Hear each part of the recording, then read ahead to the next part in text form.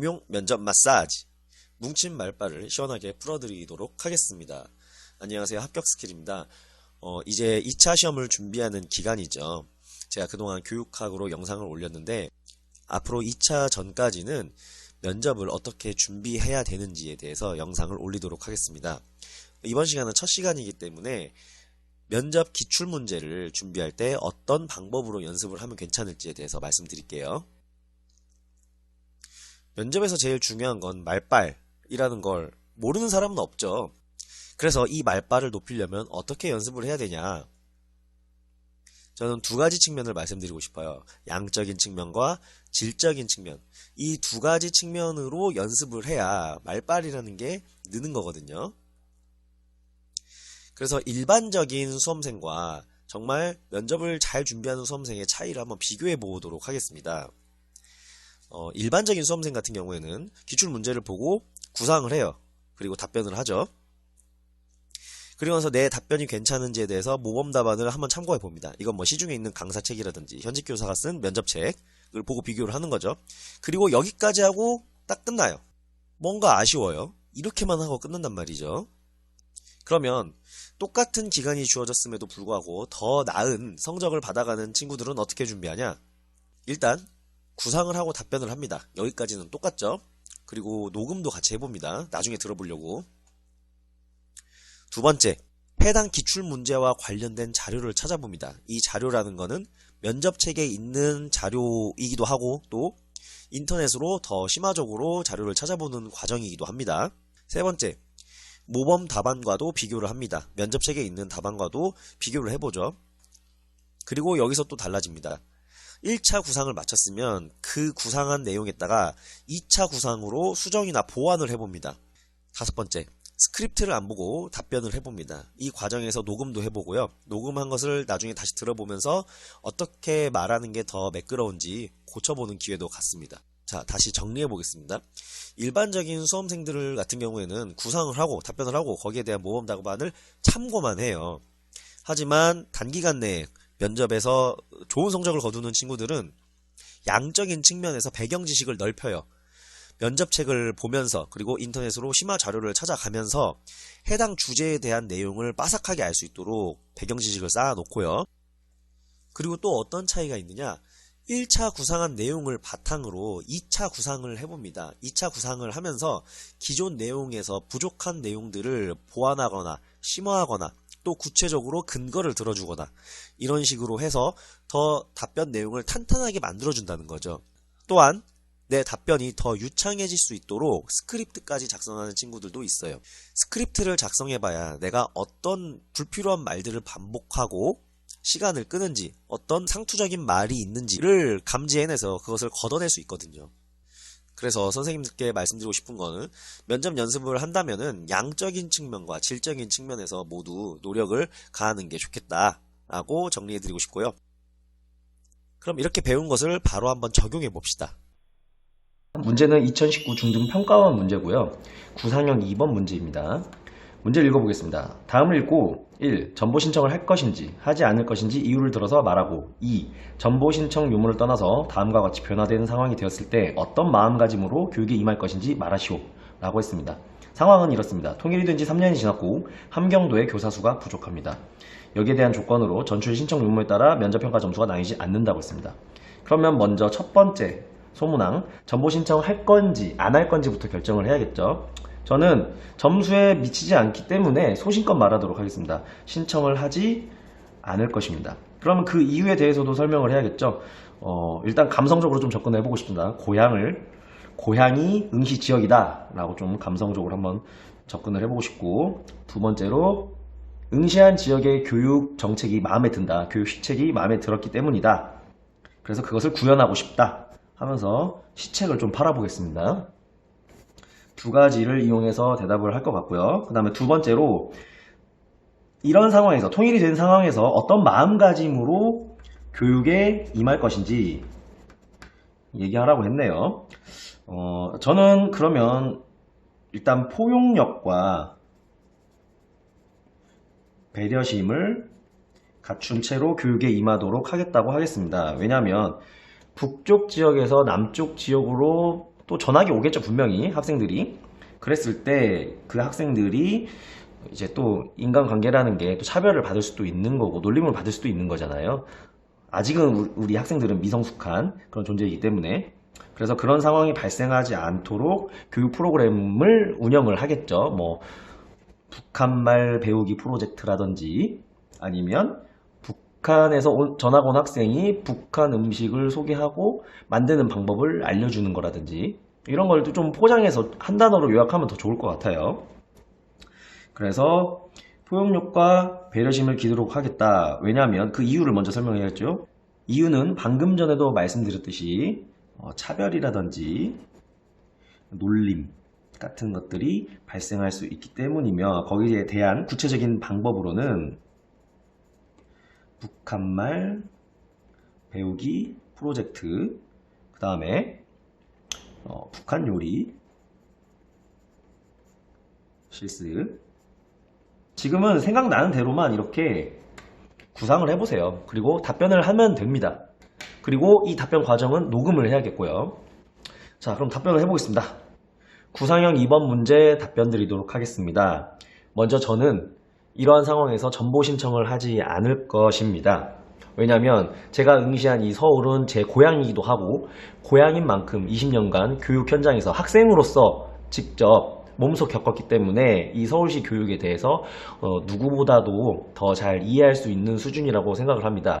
그리고 면접을 준비하면서 서울시 교육 시책을 같이 공부를 했었는데 서울시가 추진하려는 혁신 미래 교육과 그 하위 사업에 대해서 같이 동참하고 지지하고 응원하고 직접 교육 현장에서 그 시책들을 구현해 나가는 그런 교사가 되고 싶었습니다. 그래서 저는 제 에너지와 노력을 서울에 남아서 더 쏟아붓도록 하겠습니다. 두 번째 마음가짐입니다. 통일이 되었을 때 저는 포용력과 배려심을 갖춘 교사가 되도록 하겠습니다. 아무래도 통일이 된다면 북한에 있는 학생들도 남한에 와서 수업을 받을 수 있을 것입니다. 그러한 상황에서 물론 발생하지 않아야겠지만 서로 문화와 언어가 다르기 때문에 차별이라든지 놀림이 발생할 수도 있을 것입니다.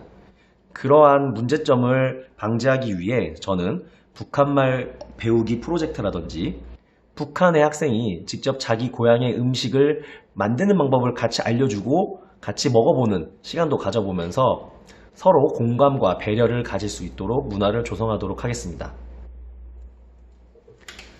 자, 일단은 어설퍼요. 제가 말하면서도 어설프다는 점들을 많이 느꼈는데 이렇게 1차적으로 구상하고 거기에 대한 답변을 해봅니다. 물론 녹음은 필수입니다. 왜냐면 나중에 또 들어봐야 되거든요. 자, 이렇게 1차 구상을 마쳤으면은 이 문제와 관련된 주제를 찾아봐야겠죠. 먼저 면접책에 있는 주제부터 한번 살펴보도록 하겠습니다. 우선 통일교육이 무엇인지에 대해서 간단히 파악을 해보고요. 쭉 읽어보다가 이 문제를 해결하기 위해서 필요한 내용을 찾아보니까 이렇게 평화통일교육 구체적 방안이 있더라고요. 그래서 뭐 통일시민 교과서를 활용한다. 그 다음에 뭐 교육 역량 강화시킬 수 있는 연수를 지원하고 뭐 역사교육 프로그램이라든지 평화통일 유관기관 연계 프로그램 운영 뭐 이런 것들이 있어요. 근데 저는 이게 제일 궁금하더라고요. 통일시민 교과서가 정말 있는 걸까? 그래서 인터넷을 한번 뒤져봤죠. 방금 전에 봤던 면접책에서 저는 통일시민이라는 교과서가 정말 있는지 찾아보려고 검색을 해봤습니다. 그러니까 이렇게 뜨죠. 블로그도 있어요. 그래서 쭉 내려보니까 정말 있네. 그래서 이 교과서를 어디서 구할 수 있을까 찾아보니까 이 블로그 자체가 경기도 교육청 블로그더라고요. 그래서 경기도 교육청에 들어가 봅니다. 통일시민 교과서를 검색을 해보니까 이렇게 뜹니다. 그래서 이 주소대로 들어가서 교과서를 다운을 받습니다. 정말 이렇게 통일시민 교과서가 있더라고요. 그래서 목차부터 살펴보기로 했습니다. 자, 이렇게 목차를 볼 수 있죠.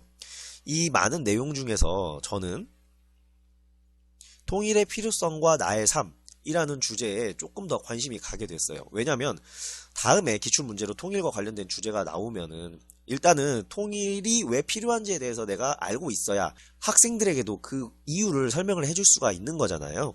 근데 그 이유를 설명할 때 막연하게 우리는 한 민족이기 때문에 통일이 되어야 된다. 이렇게 설명하면 요즘 애들은 받아들이질 않죠. 어떤 합리적인 이유가 있는 걸까 싶어서 한번 내용을 찾아봤습니다. 교과서 내용을 자세히 살펴보니까 분담 비용, 통일 비용, 통일 편익이라는 개념으로 통일을 하면 어떤 이점이 있는지에 대해서 설명을 하고 있더라고요.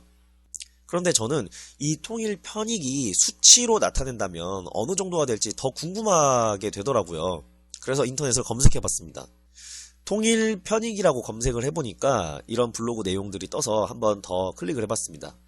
그래서 정세현 전 통일부 장관이 예상하는 통일 비용과 통일 편익에 대한 방송 내용인데요. 저는 이 수치를 좀 기억을 할 것 같습니다. 왜냐면 나중에 면접에서 어떤 대답을 하더라도 그냥 이래서 좋다 저래서 좋다 라고만 말하기보다는 수치를 인용해서 대답을 한다면 신뢰성을 얻기가 좋거든요. 그래서 이 182조에 대한 수치는 좀 기억을 할 것 같고요. 이런 식으로 면접 책에서 다뤘던 내용 중에서도 더 관심 있는 부분은 인터넷으로 검색을 해봐서 더 배경 지식을 넓힐 수 있으면 좋겠습니다. 자, 그러면 모범 답안과도 한번 비교를 해보죠. 자료를 다 찾아봤다면 이제 이 문제에 대한 면접 책의 답안도 한번 보는 겁니다. 보시면은 첫째, 남한과 북한 학생이 다른 사회 문화적 배경에서 자라왔다는 것을 염두에 두겠습니다. 둘째, 더욱 공감하고 존중할 수 있도록 지도하겠다. 첫 번째는 그런 차이가 있음을 염두에 두고, 두 번째는 지도하겠다라고 말했고요. 세 번째, 그런 학생들을 믿고 인내하면서 당장 성과가 드러나지 않더라도 계속 지도하겠다. 이렇게 답변을 했네요. 두 번째 책도 보겠습니다. 두 번째 면접 책에서는 이렇게 5가지로 나눴는데, 안보 정신을 가진 교사, 보상적 평등을 지향하는 교사, 배움의 자세를 갖춘 교사, 배리어의 자세를 갖춘 교사, 적극적인 자세를 갖춘 교사, 이렇게 5가지로 설명을 했는데, 저는 이 두 책의 내용을 보니까 첫 번째 책에서는 사실 저랑 비슷한 부분들이 많아요. 문화와 언어의 차이가 있기 때문에 그런 점들을 인식하고 서로 융화될 수 있도록 지도하겠다라는 점은 비슷하기 때문에 이 책의 내용을 더 보충해서 쓰진 않을 것 같고요. 보충을 한다면 두 번째 책에 배움의 자세와 보상적 평등을 지향하는 교사를 좀 인용을 할 것 같습니다. 그 중에서도 저는 이제 이 배움의 자세에 조금 더 초점을 갖고 싶은데요. 북한의 문화, 경제, 사회적 환경은 현재 우리나라와 많이 다를 것으로 생각되므로 그러한 북한의 환경에 적응하기 위해서 언어, 문화 등을 존중하고 배우기 위해 노력을 해야 된다. 물론 이 내용 자체를 저는 그대로 인용하지는 않을 겁니다. 어떻게 보면 이 타이틀만 제가 써먹을 건데요. 어떻게 쓸 수 있는지는 같이 보도록 하겠습니다. 자, 이렇게 문제에 대한 주제를 면접 책과 인터넷으로 직접 검색을 해가면서 배경 지식을 양적으로 보충을 했습니다. 그러면 질적으로도 수준을 높여야겠죠. 어떻게 하면 되냐? 1차적으로 구상한 이 구상지에 배경 지식을 총동원해서 다시 한번 수정 보완을 하는 겁니다. 예를 들어서 마음가짐 측면에서 저는 이제 한 가지밖에 제시를 하지 못했었죠. 그러면 한 3가지 정도까지 늘려볼 수 있겠습니다. 그러면 면접책에서 봤던 타이틀 중에 전 이게 생각이 납니다. 배움의 자세. 왜냐하면 선생님들 배경화면이 조금 바뀌었죠. 학교에서 영상을 찍다가 부득이하게 집으로 올 수밖에 없었습니다. 자, 어쨌든 배움의 자세까지 제가 타이틀을 한번 적어봤었고요. 통일이 된다면 지금까지는 남쪽의 이야기만 교육과정에 담아서 가르쳤지만 이제는 북한의 역사, 유물, 유적지 이런 것들도 교육과정에 담아서 가르칠 수 있어야겠죠. 그러려면 교사도 당연히 연수와 교육을 받아야겠고요. 그래서 타이틀로는 배움의 자세, 왜 그래야 되냐? 북한의 문화 그리고 역사를 다시 배워야 되기 때문에 그래서 교육, 연수 해서 학생들을 가르치겠다. 이렇게 정리를 할 수 있겠고요. 자, 그리고 2가지로만 하면 뭔가 조금 아쉬운 것 같아요. 333 우리는 3을 좋아하잖아요. 한 가지를 더 생각해보고 싶었어요. 그래서 곰곰이 생각을 해봤습니다. 통일이 되면 내 기분이 어떨까? 굉장히 좋을 것 같더라고요. 왜냐면 일단 국토가 2배로 늘어나잖아요. 제 키는 커지지 않겠지만 제 마음은 국토가 늘어난 만큼 더 넓어질 수 있을 것 같아요.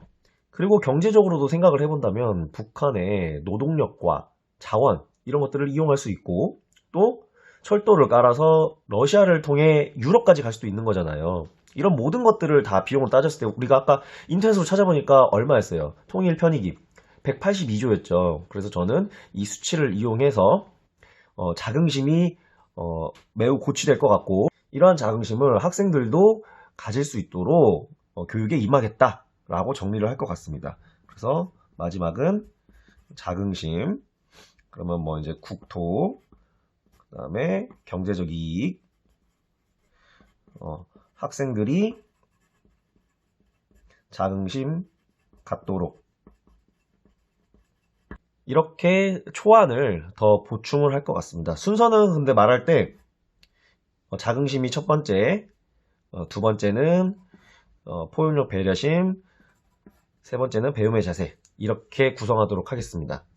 자, 이렇게 2차 구상까지 마쳤다면 이 내용을 가지고 답변을 해봐야겠죠. 그런데 스크립트를 작성해도 좋고요. 저는 예전에 면접 연습을 했기 때문에 그냥 말해보도록 하겠습니다. 두 번째, 통일이 되었을 때 어떤 마음가짐으로 교육에 임할 것인지 말씀드리겠습니다. 첫째, 저는 자긍심을 갖고 교육에 임하도록 하겠습니다. 통일이 된다면 국토도 2배로 늘어나고 북한에 있는 자원과 노동력 등을 이용할 수 있기 때문에 통일에 대한 편익이 182조에 가깝다고 합니다. 이러한 이점을 학생들에게 정기적으로 알려주면서 학생들이 한반도의 시민으로서 더 큰 자긍심을 갖고 살아갈 수 있도록 교육에 임하겠습니다. 둘째로, 포용력과 배려심을 가지며 교육에 임하겠습니다. 통일이 된다면 북한에서 남한으로 오는 친구들이 많을 겁니다. 그런 친구들이 학교에서 잘 적응하면 좋겠지만 혹여나 차별이나 놀림이 발생할 수도 있을 것입니다. 그런 상황을 방지하기 위해 북한말을 배우는 프로젝트를 기획한다거나 북한 학생이 직접 북쪽 지역의 음식을 학생들에게 가르쳐주는 기회도 만들어 보면서 배려와 공감의 문화를 조성하도록 하겠습니다. 마지막으로 배움의 자세도 갖추도록 하겠습니다.